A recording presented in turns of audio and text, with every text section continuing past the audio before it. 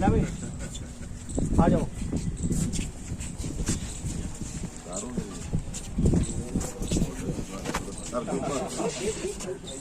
चलो जी मैडम चलो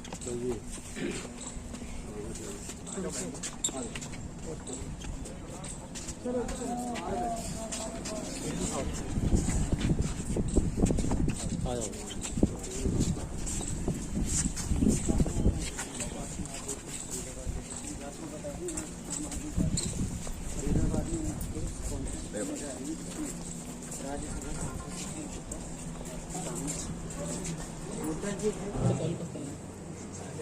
आज मेरा फरीदाबाद में आने का मकसद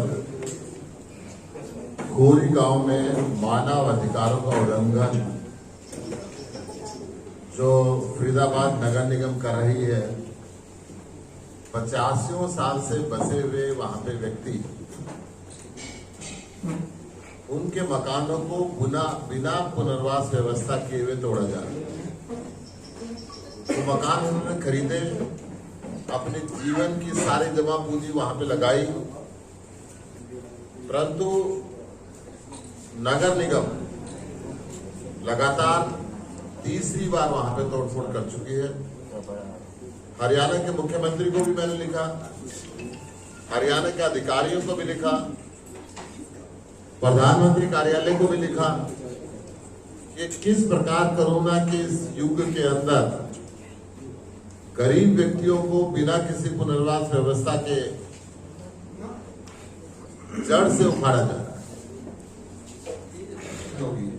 24 अक्टूबर 2020 को मूलचंद जी ने आश्वासन दिया था कि मुख्यमंत्री करके नगर निगम का आदेश दिलाएंगे और पुनर्वास की व्यवस्था का प्रबंध करेंगे, परंतु कुछ हुआ नहीं। सरकार ने मजदूरों के पुनर्वास हेतु 2003 के अंदर रिहेबिलिटेशन पॉलिसी में बदलाव करके 2015 तक बसे हुए सभी लोगों को पुनर्वास प्रदान करने की योजना की बात उस पॉलिसी के तहत की है, परंतु खोरी के लोगों को पुनर्वास नहीं दिया जा रहा। प्रशासन, पुलिस अचानक आती है और धावा बोलती है खोरी के ऊपर, ना कोई नोटिस देती है, ना कोई सूचना देती है, और लगातार मकान तोड़ दिए जाते हैं। फरीदाबाद नगर निगम के संयुक्त आयुक्त प्रशांत अटकान जी ने भी कहा था कि हाँ, ये अखबारों में छपा हुआ उनका बयान है कि इन्होंने मकान जमीन खरीद के बनाए। मैं कहता हूं कि अगर इन गरीब व्यक्तियों पे एक्शन लेना है, इससे पहले उन अधिकारियों के ऊपर एक्शन है जिन्होंने पैसे लेकर इन मकानों को बनवाया। उन कॉलोनाइजरों पे एक्शन ले जिन्होंने जमीन बेची। फरीदाबाद के अंदर और भी काफी तोड़फोड़ हुई है खोरी गांव के अलावा, और हुई है उन्हीं सभी प्रवासी मजदूरों के ऊपर जो जगह जगह से पूरे देश से आके फरीदाबाद में इस इंडस्ट्रियल टाउनशिप होने के नाते बसे, अपने जीवन का गुजर बसर हर रोज मजदूरी करके कमा के खाते हैं, और उनके आशियाने को तोड़ दिया जाए तो कितना दर्द होता है। ये फरीदाबाद नगर निगम को नॉलेज होनी चाहिए। 200 करोड़ रुपए का घोटाला, मुख्यमंत्री अपने आप को ईमानदार कहते हैं और उनकी प्रशासन के नीचे नगर निगम के अंदर 200 करोड़ रुपए का घोटाला हुआ, बिना काम हुए बिल बना दिए जाते हैं। जब अखबारों के माध्यम से खबरें फैलती है तो फाइलों को जला दिया जाता है, निगम के दफ्तर के अंदर आग लगा दी जाती है।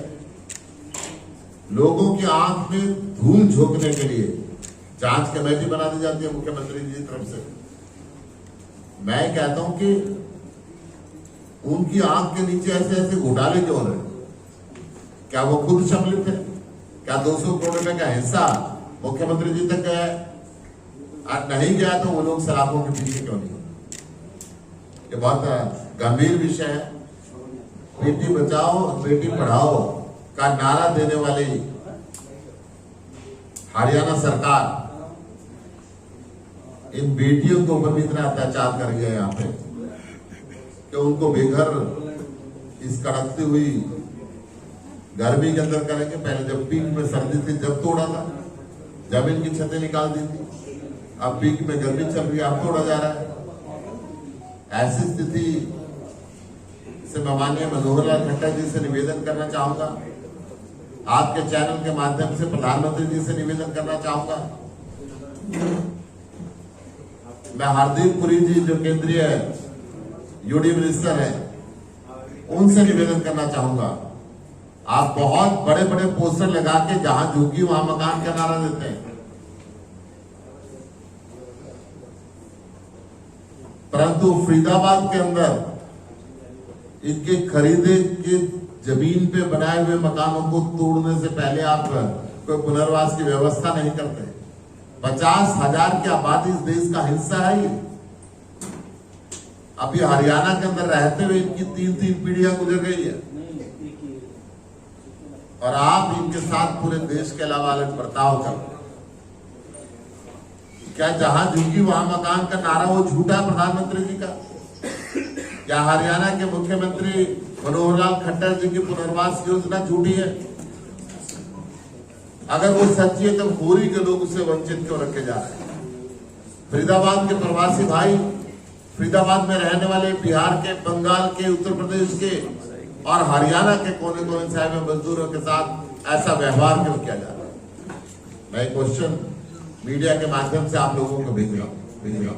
प्रेस कॉन्फ्रेंस होगी या फिर सड़कों पे भी उतरेगी आम आदमी पार्टी इस मुद्दे को लेकर, जैसा पहले नजर आया? आम आदमी पार्टी पहले भी सड़कों पे उतरी है, जरूरत पड़ी तो सड़कों पे भी उतरेंगे, जरूरत पड़ी तो मुख्यमंत्री के घर का भी घेराव करेंगे। अभी कोई रणनीति ऐसी दोबारा इस तरह से? अभी उजाड़ना लगातार जारी है। मैं इस गूंगी बहरी सरकार को आपके चैनलों के माध्यम से जगाना चाहता हूँ कि खोरी में जो अत्याचार हो रहा है आप उसको देखिए। ऐसा अत्याचार खोरी में क्यों किया जा रहा है? 2020 को खोरी पे कार्रवाई आपने उसका कॉन्फ्रेंस करी, निंदा करी कड़ी, अब फिर कार्रवाई हुई, फिर आप कड़ी निंदा कर रहे हैं। क्या आप पार्टी से प्रेस कॉन्फ्रेंस करके कड़ी करके जिसे छूट रहा था इसके बीच डेलीगेशन दिया आपने? प्रशासन, मैं आपको बता दूं, खोरी के अंदर मैं व्यक्तिगत स्तर पे 4 बार जा चुका हूँ। मैंने खोरी के विषय में कम से कम 10 पत्र मुख्यमंत्री से लेकर प्रधानमंत्री तक, चीफ जस्टिस ऑफ इंडिया तक सभी को लिखे। प्रशासन हमारे पास नहीं है, हम चिल्ला सकते हैं, हम लिख सकते हैं, हम धरना दे सकते हैं, परंतु कलम की पावर अभी उनके पास है। और आप लोगों सड़क पे प्रोटेस्ट 2 बार तो हो चुका है और आप लोगों के माध्यम से ये प्रोटेस्ट ही है।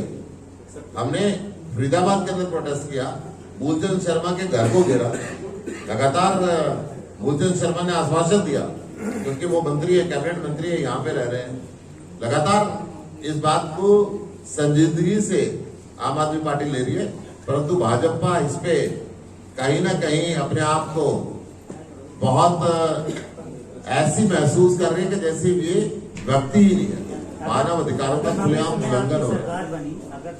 मैं कहता हूँ यहाँ पे भी हरियाणा सरकार को सुप्रीम कोर्ट के अंदर मूव करना चाहिए कि हरियाणा सरकार की पुनर्व्यवस्था की जिम्मेदारी है। जब तक पुनर्वास की व्यवस्था ना हो जाए या खोरी को रेगुलराइज ना कर दिया जाए या खोरी के लिए मास्टर प्लान में प्रोविजन ना कर दिया जाए, तब तक इस पे रोक लगाने के लिए हरियाणा सरकार को स्वयं सुप्रीम कोर्ट के अंदर आगे आने चाहिए।